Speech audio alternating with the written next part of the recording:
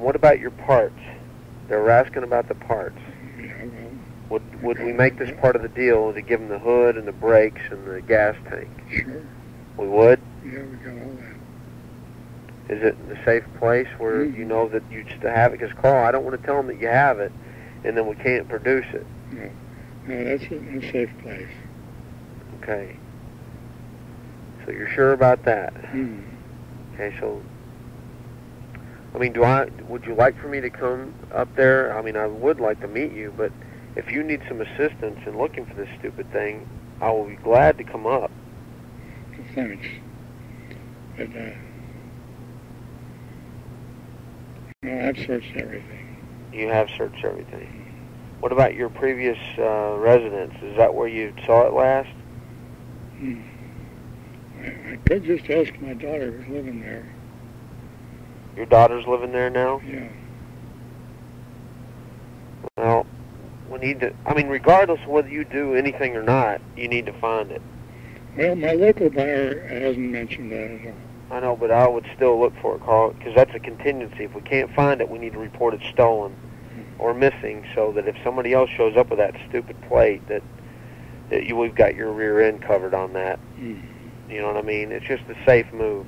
You don't know what somebody else might do with that thing, and you know, with Guy Anderson, he was going to build another car and all this stuff.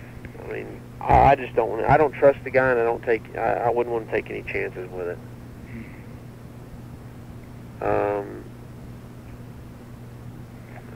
I did check with the FBI these last few weeks.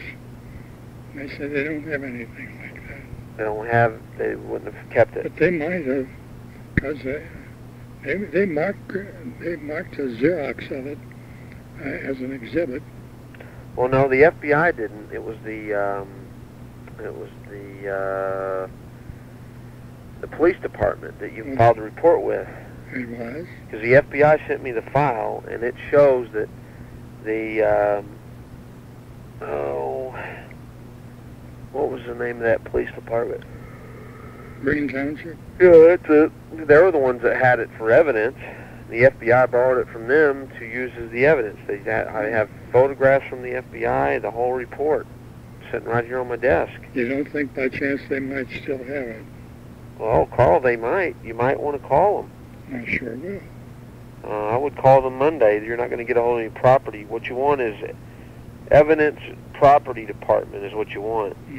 That's where they would have kept it. All the pictures I got from the FBI shows that all that stuff was marked up by the police. Still had all the, all their intake file on it. Sure. What else? Your guy in the hospital, will he give you some written offer? I imagine so. You think we can get that in the next week or so? Yeah. Okay, we need to work on that. What else? Oh, I need to ask you some questions about, you mentioned that you bought this car from Howard Hively? Yeah. Did you buy it directly from him or through a dealership? No, directly. So when you bought the car, what did he give you? He gave me the whole package.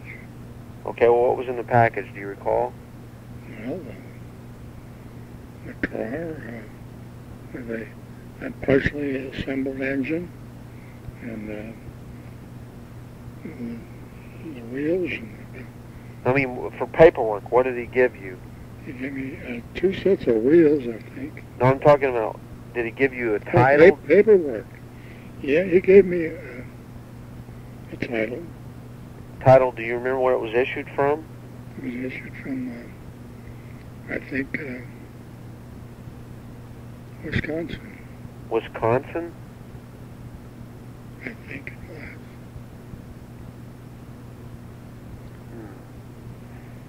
And do you recall, I mean, the FBI have down here on a report, Carl, that you bought the car in 1960. And I have on another report on an affidavit that you're saying that you bought it in 1957. So which one is it? I don't know. Is that important? It's pretty important. Because if we don't find this car and we don't make a deal with these people, I'm going to file a lawsuit in Belgium, and I mean, I got to know all the facts so that when I file the suit, I'm going to pull their pants down.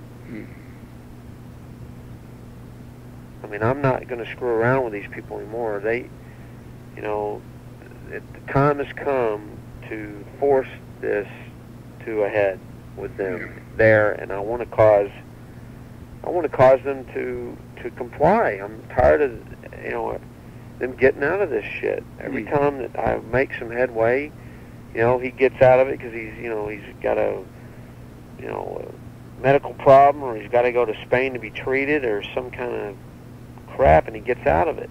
Yeah. This next time around, I want to make it stick, and they're telling me now that they haven't set a date for it. Now, I want to set a date. They said it was postponed until further notice. I mean, what is that supposed to mean? Yeah. What, a week, a month, a year? It's just a bunch of crap, and I just want to push them. It's not fair. That's right. If it were me or you doing what they're doing, we'd already be in jail. That's why I want to file a suit. I want to compel them and make them show up. But I have to know some other factual things. I'm just going through the paperwork, Carl, and trying to make sure I got our ducks in a row when we go, pursue this. If we can't make a deal with them, and your guy, we don't, I can't make a deal with finding this car, then what's the alternative? I got to have plan A, B, and C.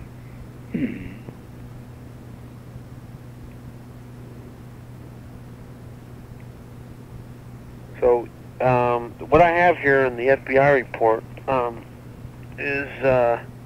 says from 0384's first race, it was mistakenly identified as 0394 AM and still historically identified in motorsports literature as 0394 AM.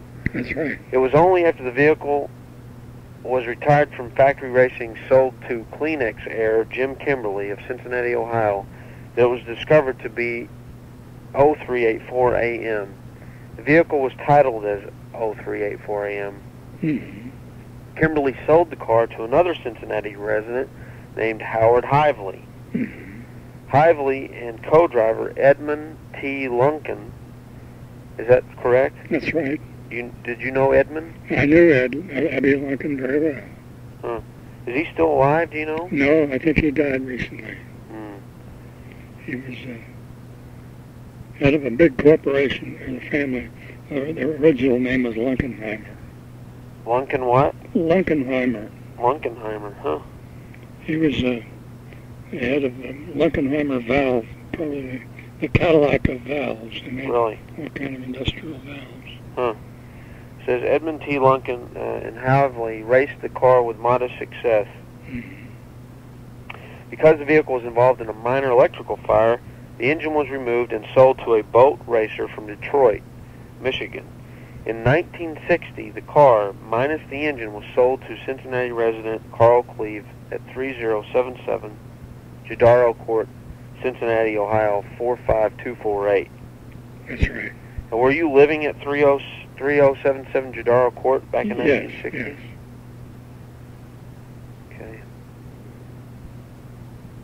And it goes on about the criminal stuff and the... What are you reading from? This is from the FBI report. You want me to send it to you?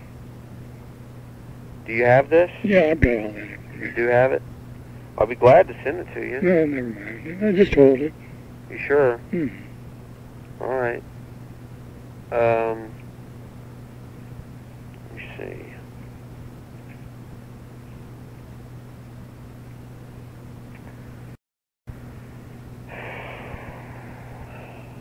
Here I have the build sheets. Do you want that? What is that? I've got the build sheets from Ferrari. No, never mind. You don't want any of this stuff? Carl, I'm going to send this stuff to you. Okay, all right. All right? Yeah. You need this stuff. All right. Tells all the specifications and It shows 0394 0394 was an engine. It shows why it was just built as an engine and not a car.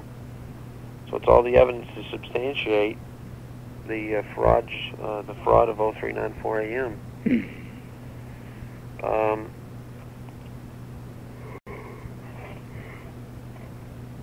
So Howard Hively sold you this car, and actually, as far as the paperwork is concerned, Howard Hively never had the car. And when I got it, the paperwork I got from him was directly from Jim Kimberly. it was from Jim Kimberly? Hively had never taken a title to it. Okay. But did Hively give you a receipt or a bill of sale? He gave me, I think, a bill of sale. Yeah. So I think I've got a copy of that. You sent a copy of that to me when you originally sent me the file. And it was just this, like a normal bill of sale, typed, like on an old, like a, like typewriter with the signature at the bottom. Yeah. I don't recall what the date was. I'm going to have to get that document out.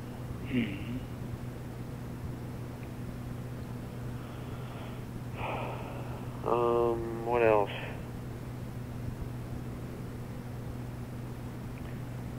I guess that's it. Okay. How's that? Have you been contacted by our good friend Mr. Anderson at all?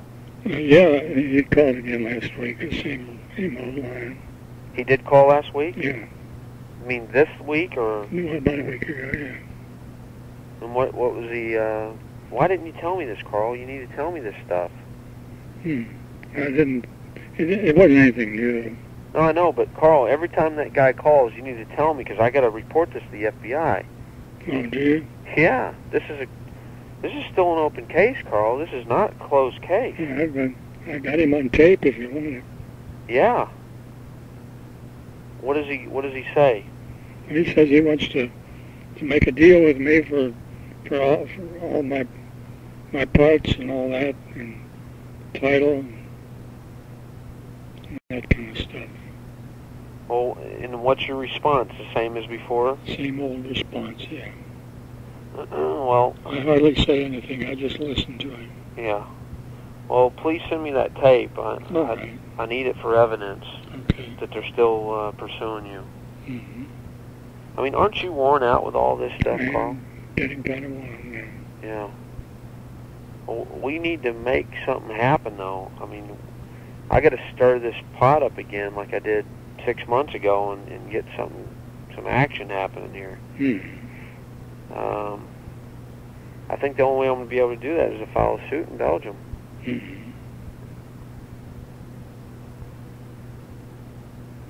Well, when are you supposed to hear from Piero again? This weekend. He's going to meet him. He said his name was Michel, and I'm wondering, I wonder if he's saying it's Michel or Michael Crutch is what I'm thinking. Well, Michel is a very common French name. Yeah. Like Mike over here. Yeah. But first thing that popped in my head was, I wonder if he's talking to... Could have it back in the hands of old Michel Cruz. I don't know, but that was the first thing I thought. I was like, they couldn't be that stupid. Or maybe they could. I don't know. We'll find out.